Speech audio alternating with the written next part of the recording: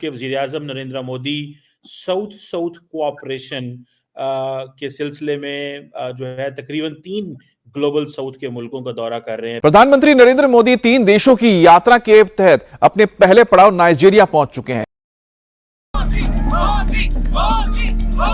मोदी साहब निकले हैं। मोदी साहब बिल्कुल इस तरह लग रहा है जिस तरह प्रेसिडेंट शी को काउंटर कर रहे हैं। नाइजीरिया की राजधानी अबुजा पहुंचने पर पीएम मोदी का जोरदार स्वागत हुआ। दूसरी सबसे बड़ी इकोनॉमी अगर अफ्रीका की है और वहां पर मोदी जी का स्वागत बढ़िया तरीके से हो रहा है, तो उसके अंदर सोचकर देखिए क्या लेवल रहा होगा।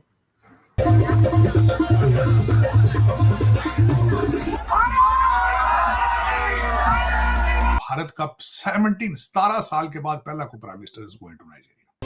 IMF ने फिर पाकिस्तान से डू मोर का मुतालबा कर दिया। पाकिस्तान को कर्ज प्रोग्राम के अहदाफ पर सख्ती से अमल दरामद करना होगा। नाइजीरिया में मोदी साहब ये प्रमोट कर रहे हैं, अपना करेंगे चीजों को, भारत को प्रमोट करेंगे, भारतीय कंपनियों को, डायस्पोरा को प्रमोट करेंगे, डिफेंस प्रोजेक्ट बेचेंगे। आप क्या बेच रहे हैं?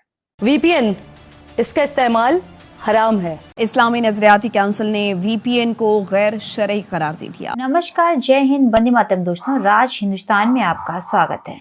दोस्तों, पीएम मोदी G20 के साथ 3 देशों की यात्रा के तहत नाइजीरिया पहुंच चुके हैं। दोस्तों, आपको बता दें कि पीएम मोदी की नाइजीरिया यात्रा बड़ी ही अहम है, क्योंकि 17 साल बाद किसी भारतीय प्रधानमंत्री का नाइजीरिया दौरा है।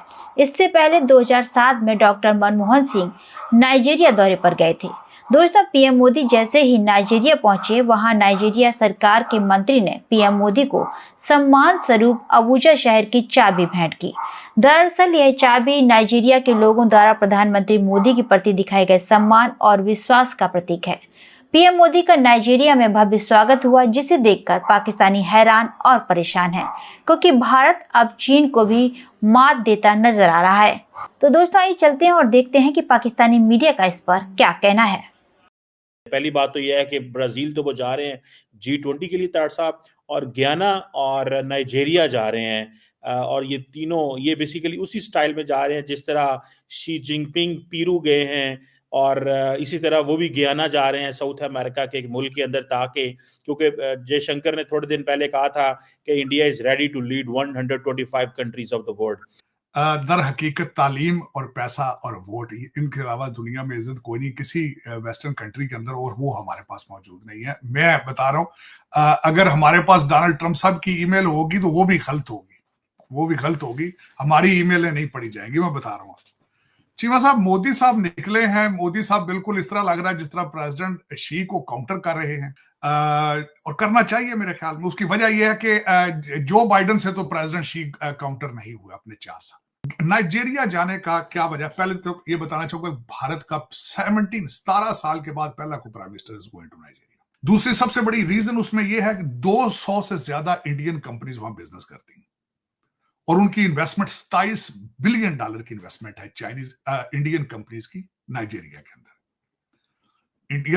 इंडिया के साथ उनकी सिमिलैरिटीज क्या है नाइजीरिया की? करप्शन एंड टेररिज्म, ये 2 सिमिलैरिटीज है।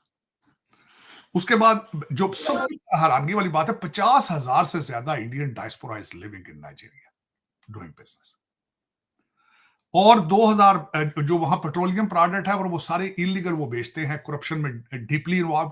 2022 में $10 बिलियन का पेट्रोलियम प्रोडक्ट इंडिया ने इंपोर्ट की थी वहां से। इसकी जाने की वजह यह है, आपको पता है कि मैं जो समझता हूं कि नाइजीरिया जाने का मकसद मोदी साहब का एक ही है, 2-3 मकासद जो मैं डिस्कस करना चाहूंगा।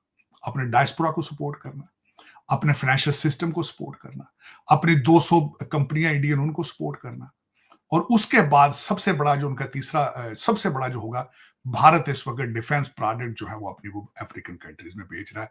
जो रशिया ने एक गैप छोड़ा था, India is trying to fill it, तो वो अपने तेजस वहां बेचेंगे, पिनियाका सिस्टम अपना बेचेंगे जो आर्मीनिया और फ्रांस को भी बेच रहे हैं।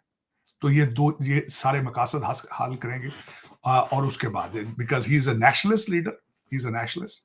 मेरे ख्याल में लोगों को सीखने नेशनलिज्म का जो तालीम है वो मोदी साहब से लेनी चाहिए, जिसकी कई ममालिक को सख्त जरूरत है।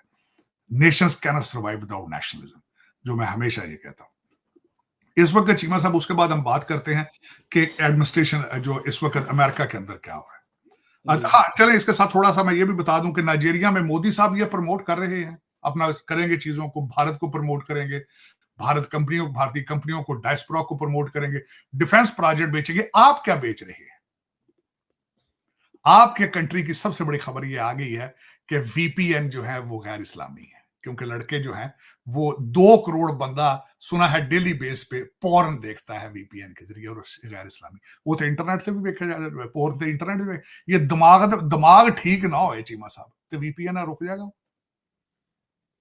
आपकी सबसे बड़ी खबर ये है कि वीपीएन सिस्टम बंद कर दिया गया। गैर शरी लफ्ज क्या, चले बहाना कर देते यार, वीपीएन नाल इथे फेक न्यूज फिर रही, ठीक है, इस्लाम को क्यों उसमें डाला आपने भाई? अच्छा, ये गैर इस्लामी है, वीपीएन गैर इस्लामी, ठीक। दूसरे कौन से आप इस्लामी काम कर रहे हैं?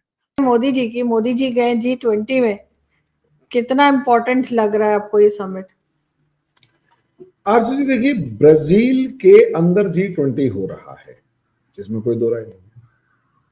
देखिए, कभी भी कोई भी इतने बड़े लेवल का जो इवेंट होता है, खासकर 20 कंट्रीज जब मिल बैठ के बात कर रहे हैं, तो नॉर्मली यहां पर एक बड़ी अजीब सी एक पॉलिटिक्स होती है कि मान लिया इसमें कोई भी डिस्कशन चल रहा है G20 में, बढ़िया सा डिस्कशन चल रहा है, और सबको पता है कि एक इंपॉर्टेंट डिसीजन हो सकता है, और वो इंपॉर्टेंट डिसीजन जो है वो दुनिया के ऊपर इंपैक्ट क्रिएट करे। तो नॉर्मली ऐसा डिसीजन किसी ऐसी कंट्री में लिया जाता है जहां पर जो काफी मजबूत होती है, उसके पीछे का एक लॉजिक होता है, क्योंकि जिस कंट्री में इस तरीके की मीटिंग होती है वो कंट्री ही उस पर्टिकुलर मीटिंग का प्रेसिडेंट होता है, हमें ये समझना होगा। यानी इस बार G20 मीटिंग के अंदर प्रेसिडेंट जो है वो ब्राजील है। इससे पहले G20 मीटिंग के अंदर जो प्रेसिडेंट था वो इंडिया था, और इंडिया से पहले इंडोनेशिया।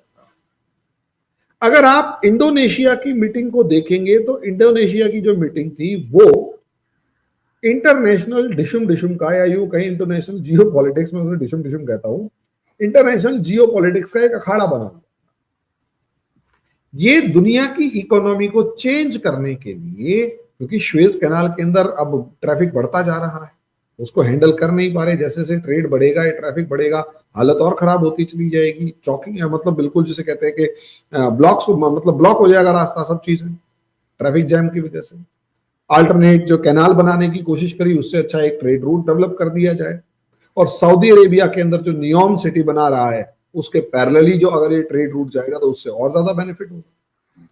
तो इतना बड़ा डिसीजन लिया गया कि G20 के अंदर इतनी बड़ी पावर्स जो है वो पूरा यूरोपियन यूनियन से लेकर सारे के सारे बैठ के ये डिसाइड कर रहे हैं। अच्छा, दूसरा, G20 के अंदर अफ्रीकन यूनियन को शामिल कर लेना, और अफ्रीकन यूनियन को शामिल करके अफ्रीकन यूनियन के अंदर इंडिया का सिक्का जमाना, अभी भी नाइजीरिया होते हुए जा रहे हैं।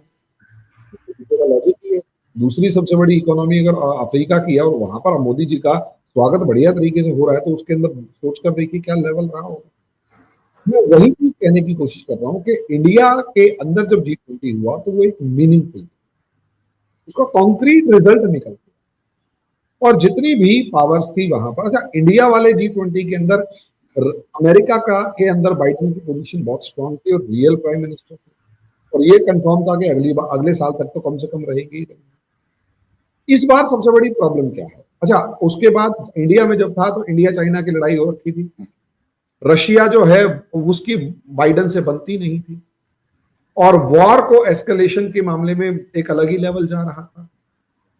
अब क्या होगा ब्राजील के अंदर? ब्राजील में मुझे ऐसा लगता है कि मोदी जी शी जिनपिंग से बात करते हुए देर नहीं लगाएंगे, क्योंकि दोनों अब बातचीत कर चुके हैं।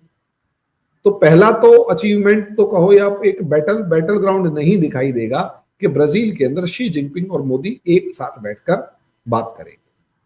बाइडेन वहां है, लेकिन बाइडेन की कोई औकात नहीं है, वो सब जानते हैं। क्यों? क्योंकि बाइडेन अगली बार रहेंगे नहीं, तो इसलिए वो बोले या ना बोले कोई सुनेगा ही नहीं। तो दोस्तों, आपने देखा कि नाइजीरिया की यात्रा पर पहुंचे पीएम मोदी का नाइजीरिया में भव्य स्वागत हुआ, जिसे देखकर पाकिस्तान चीख रहा है। दोस्तों, आपको यहां बता दें कि पीएम मोदी नाइजीरिया, ब्राजील और गुयाना की 5 दिवसीय यात्रा पर हैं। नाइजीरिया से ब्राजील जाएंगे और ब्राजील से 19वें G20 शिखर सम्मेलन में भाग लेंगे। तो दोस्तों आपका इस पूरी खबर पर क्या कहना है, हमें कमेंट बॉक्स में जरूर बताएं। खबर अच्छी लगे तो लाइक और शेयर करना ना भूलें। ऐसी तमाम खबरों से जुड़े रहने के लिए आप देखते रहें राज हिंदुस्तान।